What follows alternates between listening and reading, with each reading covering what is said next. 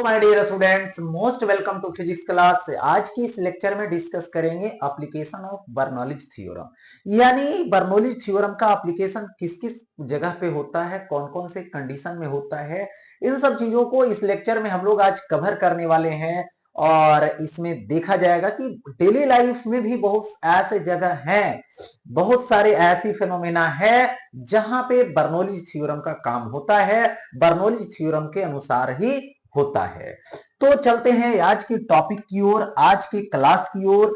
Application of Bernoulli's theorem में सबसे पहले जो स्प्रेयर होता है, जो देखते हैं फुहारा जिससे मारते हैं, वो भी एक क्या है, बर्नौलीज थ्योरम पे वर्क करता है। कैसे वर्क करता है ये समझना है। स्प्रे वाला देखिए, सबसे पहले यहां पर एक जो है से पाइप रहता है और उस पाइप का एक एंड यहां कनेक्ट है, दूसरा एंड इस लिक्विड में है, ठीक है। और यहां से एक पाइप ऐसे है और इस एंड से स्प्रे बाहर निकलेगा, लिक्विड बाहर निकलेगा फुहारा के रूप में। तो क्यों निकलता है? तो देखिए यहां पर ये जो है से प्रेस करने वाला है। जैसे इसको प्रेस करेंगे, इसमें जो एयर रहता है वो एयर तेजी से आगे बढ़ने लगता है। तो जैसे तेजी से आगे बढ़ेगा तो यहां पर जो फ्लूइड है, एयर भी एक प्रकार का क्या है, फ्लूइड है। फ्लूइड है, उसकी वेलोसिटी बढ़ गई।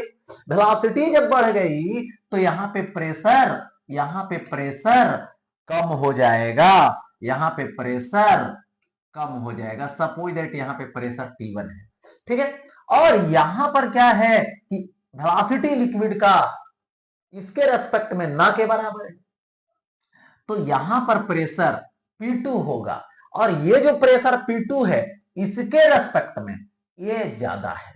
और जब प्रेशर यहां ज्यादा होगा तो क्या करेगा, लिफ्ट करेगा, उसको लिफ्टिंग करेगा, माने ऊपर भेजेगा, और वही जो है से बाहर निकलेगा, किसके रूप में, फुहारा के रूप, है ना, बाहर निकल जाएगा यदि स्प्रेयर है तो, ठीक है।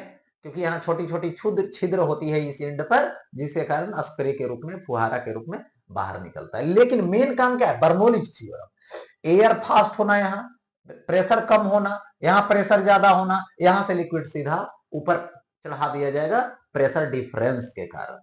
तो ये किस पे बेस्ड है, बर्नौलीज थ्योरम। क्योंकि बर्नौलीज थ्योरम में क्या देखा गया, जहां वेलोसिटी कम वहां प्रेशर ज्यादा, जहां वेलोसिटी ज्यादा वहां प्रेशर कम। ओके, तो ये हो गया। इसके बाद आगे आता है यहां पर एरोफॉइल में, जो एरोप्लेन का जो विंग होता है, या तो उसका जो पंख होता है, वो पंख का ऐसा डिजाइन किया जाता है, ऐसा आकार दिया जाता है, ऐसा उसका शेप दिया जाता है कि आगे जैसे आगे वाला पार्ट जो है से इस तरह से रहेगा, और जैसे जैसे इधर आएगा तो ये जो है से मतलब पतला होते जाएगा, माने चपटा जैसा होते जाएगा। और ये जो ऊपर साइड का है उसका कर्वेचर ज्यादा होगा और नीचे वाला का कर्वेचर बहुत बहुत कम होगा। अब जैसे एरोप्लेन आगे बढ़ना शुरू करेगा, है ना, तो एयर का रिलेटिव वेलोसिटी पीछे की ओर होगी, है ना। तो एयर जो है, और ऐसे भी जब आगे बढ़ेगा तो यहाँ खाली जगह होगा, इस खाली जगह को भरने के लिए इधर से एयर इधर आ जाएगा, है ना। अब एयर इधर आएगा तो एयर का दो कंडीशन है, कुछ मोलेकुल्स ऊपर से पार कर रहे हैं एयर का, कुछ मोलेकुल्स नीचे से पार कर रहे हैं। तो इस पॉइंट पर आने के लिए इधर से यदि एयर आएगा तो उसकी डिस्टेंस कम पड़ेगी, इधर से आएगा तो इसका डिस्टेंस ज्यादा पड़ेगा। डिस्टेंस ज्यादा पड़ेगा मतलब इसको फास्ट आना पड़ेगा, और इसको क्या है, डिस्टेंस कम पड़ेगा मतलब स्लो आना पड़ेगा। और जब स्लो आना पड़ेगा तो यहां पर वेलोसिटी कम गया।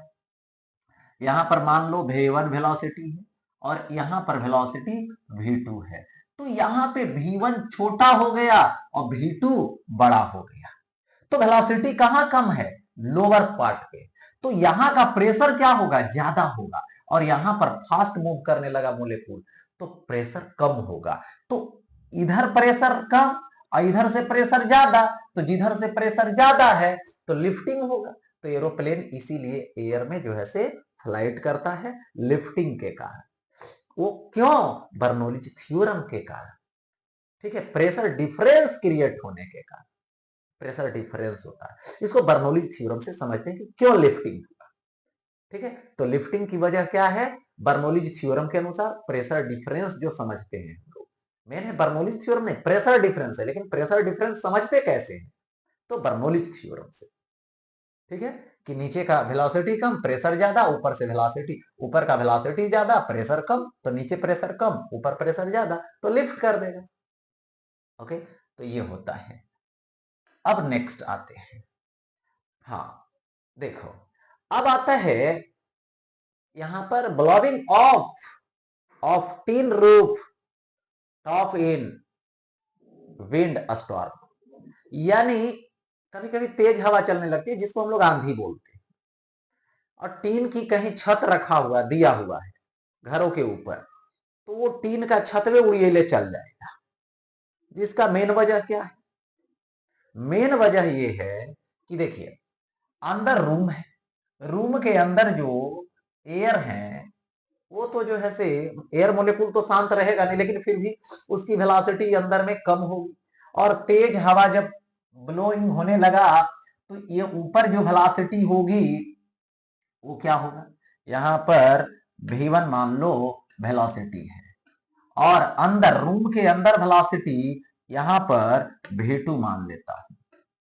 ठीक है, अब देखिए, यहां पर जो एयर है वो तेजी से ब्लोइंग हो रहा है, तेजी से ब्लोइंग हो रहा है, मतलब v1 बहुत बहुत बड़ा हो गया, किसके रेस्पेक्ट में? तो v2 के रेस्पेक्ट में, यानी इस घर के अंदर, इस रूम के अंदर के जो गैस है उसके वेलोसिटी से। तो यहां पर जो प्रेशर होगा, जो ऊपर से ऐसे प्रेशर लगेगा इस टीन के ऊपर, ये प्रेशर तो P1 है, और नीचे से जो प्रेशर लगेगा टीन पे ऊपर के तरफ, वो जो है से वेलोसिटी यहां पर कम है तो प्रेशर ज्यादा होगा। ठीक है, वेलोसिटी ज्यादा तो P1 प्रेशर कम। अब P2 प्रेशर ज्यादा है, मैंने अंदर से रूम से ऊपर की ओर प्रेशर ज्यादा है, क्यों? वेलोसिटी कम है अंदर में, है ना? तो वेलोसिटी कम तो प्रेशर ज्यादा, तो प्रेशर ज्यादा तो उठा देगा, और उठा देगा तो हवा उड़ा कर लेकर चला जाएगा। किसके अकॉर्डिंग? बर्नौलीज थ्योरम के अकॉर्डिंग। क्योंकि बर्नौलीज थ्योरम क्या बतलाता है? वेलोसिटी ज्यादा तो प्रेशर कम, वेलोसिटी कम प्रेशर ज्यादा, लिफ्टिंग हो गया ऊपर, एयर उड़ा कर लेकर चला गया। ठीक है, तो ये है बर्नौलीज थ्योरम का कंसेप्ट के अकॉर्डिंग। ओके, अब आते हैं, देखिए यहां पर क्या है? पुल इन और attraction force by fast moving trains. Trains या तो यहां पर बोल सकते हैं बोट, बोट भी दे सकते हैं, ये बोट है, बोट, ट्रेन नहीं, बोट। ठीक है, ये बोट है दोनों, और ये दोनों बोट जो है तेजी से, है ना, चल रहा है। तो देखिए यहां पर क्या होगा, एक साइड ये है इसका, और ये बीच का साइड है, और इसका एक साइड है। तो जो फ्लूइड है, देखिए जो वाटर है, यहां पर वेलोसिटी मान लेता हूं v1, और इधर वेलोसिटी मान लेता हूं v2, और इसके लिए भी इधर वेलोसिटी मान लेता हूं v2, क्योंकि दोनों मान लो जा रहा है, और दोनों सेम वेलोसिटी से जा रहा है, सपोज दैट, तभी पैरेलल जा पाएगा। ठीक है, अब क्या होगा कि ये बीच में जो वेलोसिटी है v1, उसका रिलेटिव वेलोसिटी बड़ा हो जाएगा, वो रिलेटिव वेलोसिटी बड़ा हो जाएगा किनारे वाले से, v2 से। ठीक, तो अब क्या होगा, बीच में जो रिलेटिव वेलोसिटी पड़ रहा है दोनों का, वो दोनों के कारण है, और किनारे किनारे खुद की वजह से सिर्फ है। तो बीच में रिलेटिव वेलोसिटी फ्लूइड का, वाटर का ज्यादा हो गया, तो यहां पर बीच में प्रेशर कम, और किनारे किनारे में प्रेशर ज्यादा, और किनारे के तरफ से प्रेशर ज्यादा और बीच में प्रेशर कम, तो धक्का कम मिल रहा है दूर के तरफ, और अंदर के तरफ एक दूसरे के तरफ प्रेशर ज्यादा मिल रहा है, तो क्या होगा, एक दूसरे के तरफ अट्रैक्ट हो जाएंगे। तो मेन वजह यही है। ठीक है, प्रेशर डिफरेंस बर्नौलीज थ्योरम के अनुसार, क्योंकि वेलोसिटी ज्यादा प्रेशर कम, अब इधर वेलोसिटी कम प्रेशर ज्यादा, तो उधर की तरफ प्रेशर ज्यादा मिलेगा, और उसको इधर की तरफ प्रेशर ज्यादा मिलेगा बोट को। ये चीजें होती है, ठीक है। और यही केस ट्रेन में भी लगता है। दो ट्रेन जब जो है से गुजरती है पैरेलल पटरी पे, पैरेलल रेल ट्रैक पे, सेम डायरेक्शन में सपोज, तो बीच में क्या हो जाएगा, गैप में वेलोसिटी ज्यादा होगा, रिलेटिव वेलोसिटी एयर का, किनारे किनारे कम होगा, तो उसमें भी अट्रैक्शन हो जाएगा। एक दूसरा, कभी कभी ऐसा होता है कि ट्रेन जो है से गुजर रही है और प्लेटफॉर्म पे कोई आदमी खड़ा है, तेजी से ट्रेन गुजरेगी तो ट्रेन अट्रैक्ट कर लेती है आदमी, तो ट्रेन अट्रैक्ट नहीं करती, उसके पास कोई ऐसा जो है फोर्स नहीं कि वो अट्रैक्ट कर लिया, नहीं, वो बर्नौली थ्योरम के अनुसार जो आदमी है और जो ट्रेन है उसके बीच जो गैप है, उसमें जो रिलेटिव वेलोसिटी है एयर का वो फास्ट हो जाता है, और आदमी के पीछे साइड एयर मोलेक्यूल का वेलोसिटी कम होता है, तो वेलोसिटी कम तो प्रेशर ज्यादा, प्रेशर ज्यादा किधर के तरफ, ट्रेन के तरफ, क्योंकि ट्रेन के तरफ जो है बीच में वेलोसिटी ज्यादा है तो प्रेशर कम मिलेगा, तो प्रेशर कम मिलेगा तो पीछे से धक्का मिलेगा, लगेगा कोई धकेल दिया, तो लगेगा ट्रेन अट्रैक्ट कर रही है, ट्रेन नहीं कुछ किया, बस प्रेशर डिफरेंस के कारण बर्नौली थ्योरम के अनुसार वो अट्रैक्ट हो जाता है, मतलब प्रेशर डिफरेंस के कारण धक्का मिल जाता है, उसको फोर्स लग मिल जाता है, इसीलिए वो अट्रैक्ट हो जाता है। अच्छा, अब देखो आगे आते हैं, अब आता है मैग्नस इफेक्ट, जो क्या है, स्पिनिंग ऑफ बॉल। जैसे देखते होंगे क्रिकेट प्लेयर जब जो है से स्पिन करता है बॉल को, ठीक है, तो वो कर्व पाथ पे जाता है, एक। दूसरा, जब फुटबॉल प्लेयर बॉल को किक करता है, मतलब जमीन से किक करेगा, ग्राउंड से, और वो जो है से ऊपर उठ जाएगा बॉल, ठीक है, तो जमीन से किक करता है, तो किक करके कभी देखिएगा, किक करिएगा तो मतलब जो ये लोवेस्ट पोर्शन है ना, उस पर धक्का मारता है एकदम किनारे में, कि बॉल स्पिन कर जाए, और बॉल जब स्पिन करेगा यार ऐसे धक्का देने से, किक करने से, तो यहां पर होता क्या है कि बॉल जो है ऐसे स्पिन किया, सपोज दैट, ठीक है, और आगे की तरफ जाने लगा, डायरेक्शन है इधर।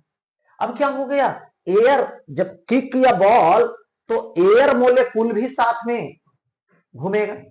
अच्छा, एयर मोलेकुल भी साथ में घूमेगा, इसके साथ यू से, सपोज दैट यू से, ठीक। अब देखिए होता क्या है, ये जा रहा है किधर, इधर के तरफ। अब यहां पर वेलोसिटी जो रिलेटिव होगा एयर का, वो इधर होगा v वेलोसिटी, ठीक। अब देखिए ऊपर के साइड देखा जाए तो दोनों वेलोसिटी क्या डायरेक्शन में है, सेम डायरेक्शन में। यहां जो कांटेक्ट में एयर है और जो ऊपरी एयर है वो भी, एक तो बॉल के साथ स्पिन किया, बॉल स्पिन किया तो साथ में कांटेक्ट वाले एयर स्पिन किया साथ में, तो उसकी वेलोसिटी यू है, और बगल वाला जो एयर है उसकी वेलोसिटी भी मान लो, क्योंकि जैसे आगे बढ़ा तो गैप हो गया यहां पर गैस का, माने गैस, तो इसको भरेगा, फुलफिल करेगा गैस, तो तुरंत आके फिलअप करेगा आगे वाला, ठीक है। तो इधर, तो यहां पर वेलोसिटी की बात की जाए तो यहां पर सेम डायरेक्शन में v प्लस यू हो गया, और नीचे देखा जाए तो यहां पर क्या हो जाएगा, v माइनस यू हो जाएगा, तो नीचे v माइनस यू, ऊपर क्या होगा, v प्लस यू होगा। तो यहां पर वेलोसिटी कम तो प्रेशर ज्यादा, प्रेशर ज्यादा, और यहां पर वेलोसिटी ज्यादा तो प्रेशर कम। मतलब यहां पर देखिए कि ये बॉल है, और इस बॉल पे जो इधर से प्रेशर लग रहा है, सपोज दैट P1 लग रहा है, और इधर से प्रेशर लग रहा है P2 लग रहा है, तो बर्नौलीज थ्योरम के अनुसार सोचो, वेलोसिटी ज्यादा प्रेशर कम, वेलोसिटी कम प्रेशर ज्यादा, तो नीचे से प्रेशर ज्यादा लगेगा तो ये ऐसे जाएगा, कर्व पाथ बनाएगा, इसीलिए किक करता है बॉल को फुटबॉलर। देखिए किक किया फुटबॉलर तो नीचे किक किया, ठीक है, तो स्पिन जब होता है तो वो कर्व पाथ बना लेता है। क्यों बना लेता है, क्योंकि प्रेशर डिफरेंस हो जाता है ऊपरी लेयर और निचली लेयर के बीच, और वो कर्व पाथ पे जाना शुरू कर देता है। यही तो मैग्नस इफेक्ट है, और वही स्पिनर का होता है। स्पिन जब बॉल करता है तो कर्व पाथ बनाता है। मैग्नस इफेक्ट के कारण बर्नौलीज थ्योरम के अनुसार जो प्रेशर डिफरेंस क्रिएट होता है वेलोसिटी के अकॉर्डिंग, ठीक है, जहां भी वेलोसिटी ज्यादा प्रेशर कम, और वेलोसिटी ज्यादा प्रेशर कम, वेलोसिटी कम प्रेशर ज्यादा, यही वजह है। इसी को यहां पर स्पिन करता है ना, तो मैग्नस इफेक्ट, बॉल को घूमना, ठीक है। यहां पर जो दिखाया गया है कर्व पाथ पे जा रहा है बॉल, ये क्या है, मैग्नस इफेक्ट है। फुटबॉल की बात हो या तो क्रिकेट बॉल की बात हो, यहां पर मैग्नस इफेक्ट लगता है, और किसके अकॉर्डिंग, बर्नौलीज थ्योरम के अकॉर्डिंग। तो इसी के साथ यहाँ पे एप्लीकेशन ऑफ बर्नौलीज थ्योरम खत्म होती है। लेकिन बर्नौलीज थ्योरम की जो है से यूज और जगहों पे होता है एप्लीकेशन, जैसे वेंचुरी ट्यूब पढ़ेंगे, है ना, टोरिसेली लॉ पढ़ेंगे, ठीक है, तो उसको अलग अलग बताया जाएगा, टोरिसेली लॉ को और फिर वेंचुरी ट्यूब को, वहां भी यूज होता है।